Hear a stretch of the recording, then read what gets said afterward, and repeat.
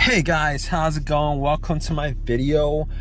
All right, I just want to give you guys a quick fix if you guys are in this situation.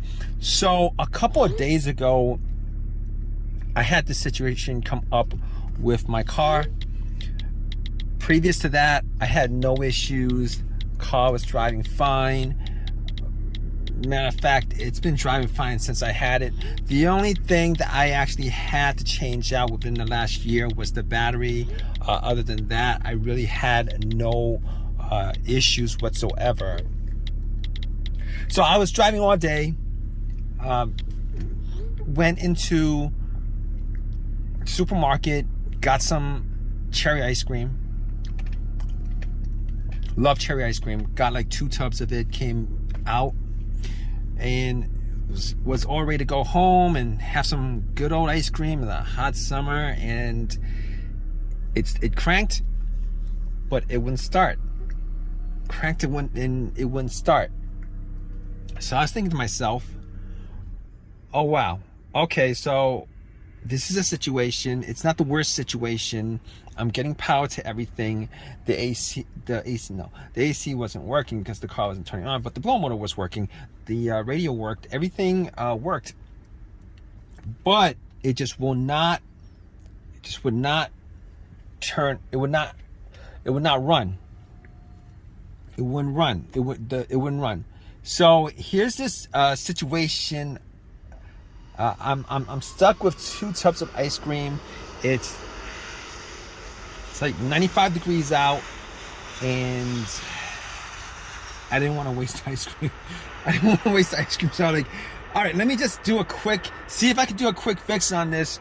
Hopefully it was a quick fix. Maybe some weird thing. So I just kept on cranking it.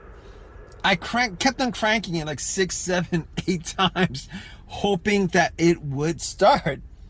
It wouldn't start. So I was like, okay, so this might be more of a serious situation, because I was trying to get into neutral and all the other gears and try starting in neutral, and it didn't work. So I was thinking to myself, okay, hopefully it's not something too bad, because there's no check engine light on the dash. Okay, there's no check engine light on the dash. I was hoping it wasn't too bad.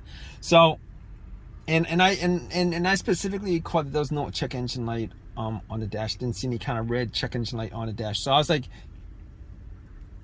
okay, all right, let's get to the battery and see if there's any issue with the battery, because it was changed out 6 months ago. Normally batteries last for 4 years, and it shouldn't go out within 6 months, within a year.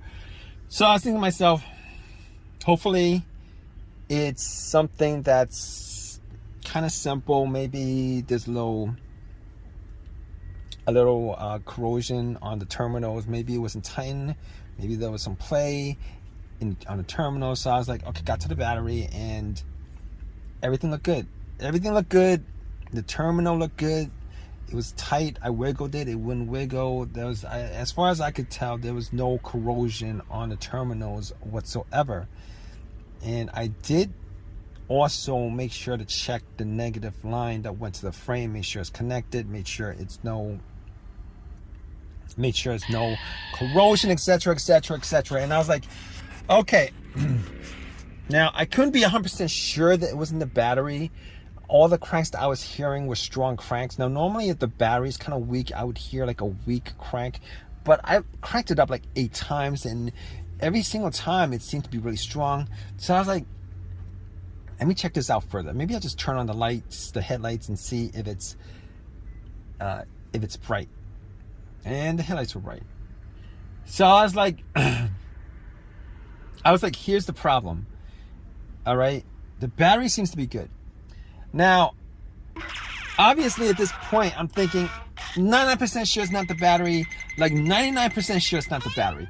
But I was thinking to myself, what if it could be the battery? You know, because I gotta get this ice cream home. What if it could be the battery? All right, because it's 90 degrees out and there's no AC. All the windows are down. Ice cream's melting. And I'm thinking to myself, all right, I do have a jumper pack. One of those no-codes that I got from Walmart. Like when I had that battery issue, about a year ago. So I hooked it up. It was 75% loaded. Turn on. Try to start the car. Same thing. Nothing. No. It was a crank. No start. Same strong crank. No start. So I at that point I ruled out the battery 100%. 100%. I ruled it out. So basically, I got back in my car, really hot, and I was thinking, I gotta throw out this ice cream. You know, it's like, you know, I'm like 15 minutes into this hot weather, got ice cream. It's gonna be melted within like 40 minutes. That's what I was thinking, all right? It was pretty soft, you know. So I was like, maybe I should eat this ice cream.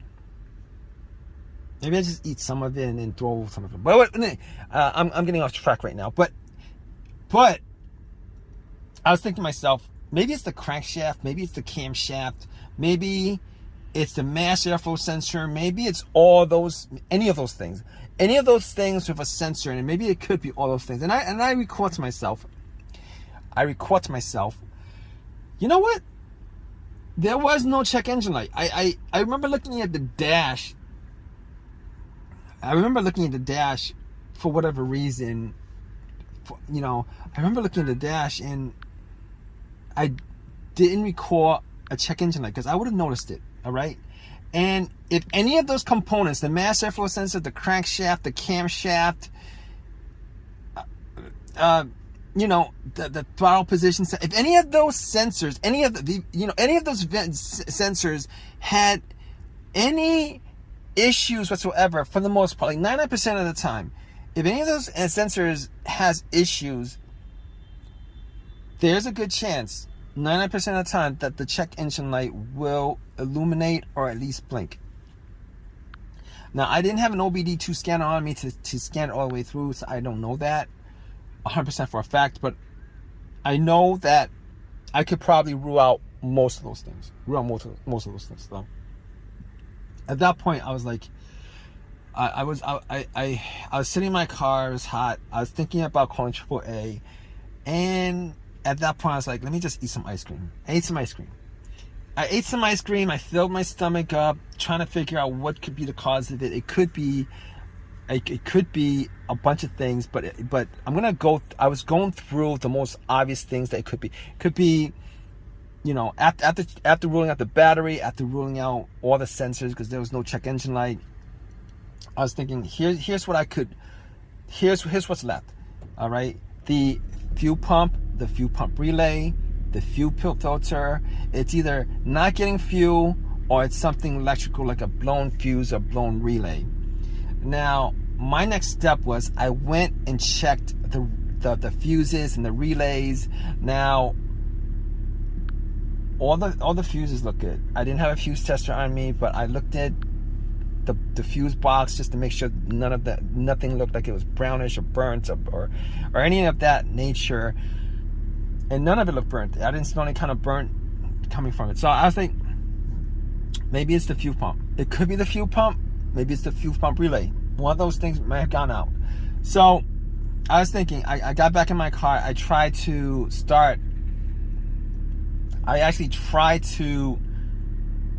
my car, trying to listen to see whether there's priming at the fuel pump. Now, funny enough,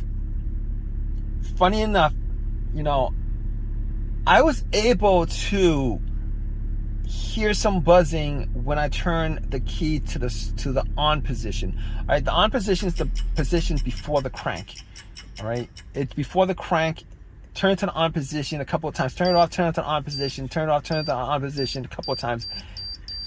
And I was sitting in my car with my ice cream, melting ice cream. I had a plastic spoon. I was eating ice cream, and it was really good. And I was thinking to myself, all right, you know, I could hear the fuel pump, like a whizzing motorized sound from the fuel pump. I could hear it. And at that point, I was able to rule out two things. I was able to rule out the relay. I was able to rule out the fuel pump. Now, I couldn't rule out the fuel filter. or the fuel injectors, any of that stuff, but there's like a 90% chance that the fuel pump worked, the fuel filter worked, and if there's anything that's causing issues with the fuel delivery into the engine, it would start up and it would die out. It would start up a little bit and would die out. So I was able to rule all those things out. The fuses. Now I didn't have any testers on me, so I wasn't 100% sure that it was any that it couldn't be any of those things. That wasn't like I would need to test it out to say it's 100% that any one of those components could be causing the crank no start issue. So I was sitting back and eating ice cream. I got to like half a tub left, and I was like, I'm gonna have to throw this out. Probably should call AAA. And then I had like a little bit of an epiphany. I was thinking to myself, you know what? I had this issue maybe 5 years 5 years ago on another vehicle. Ran through a lot of the tests, but had it towed, and funny thing is, it turned out to be nothing more. I spent money on towing at that point, and it turned out that it was something that was pretty simple. It was something as simple as the key fob, or the key fob itself not being picked up or recognized by the car's computer, or it was the key fob battery. Now, I've never changed the key fob battery since I had this car, and I wasn't 100% sure whether it was the key fob battery that could be causing the situation, but there is a chance the key fob battery could be causing this situation, particularly if you rule out all the things that I ruled out. So at that point, I was thinking to myself, you know what?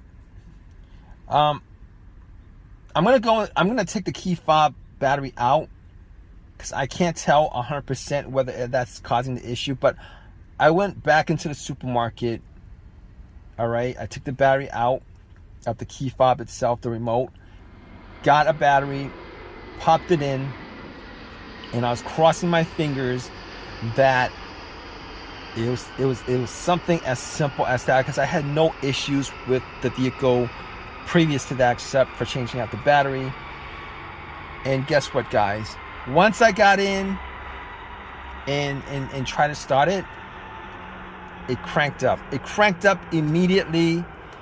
It's cranked up ever since. I've had no issues whatsoever since. It's as simple as that. So a lot of times,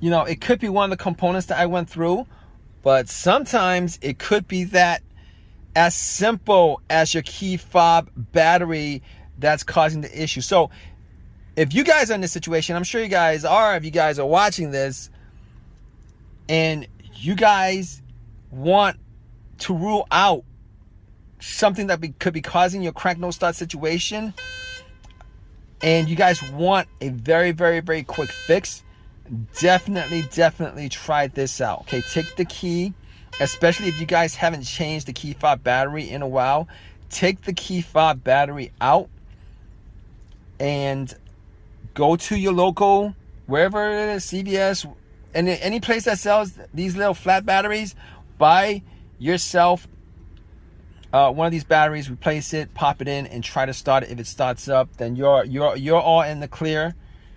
Now, obviously, if you guys are still having a crank no start situation, then that's another issue. But if you guys are in that situation, you guys could probably rule out this key fob, low key fob battery, or dead battery on your key fob situation, which is definitely worth it to do. Because if you guys are in this situation where you guys are trying to troubleshoot issues, etc., this is probably one of the things that get to a lot of people, or get to most people, because when they come across this issue, they think that it's probably a component in the car that's causing it, and they won't actually go to other scenarios that might be causing it that has really nothing to do with the electrical or mechanical working of the car, but instead it's probably related to something that they wouldn't normally think or would be causing an issue like that. But anyway, I hope you guys have I hope this helps you guys out, if you guys in this situation, and I hope you guys have this fixed. It's as simple as this. All right, if you guys have a comment, please definitely leave a comment in the comment section. Please subscribe, please give me a thumbs up, all that good stuff. All right, guys, take care.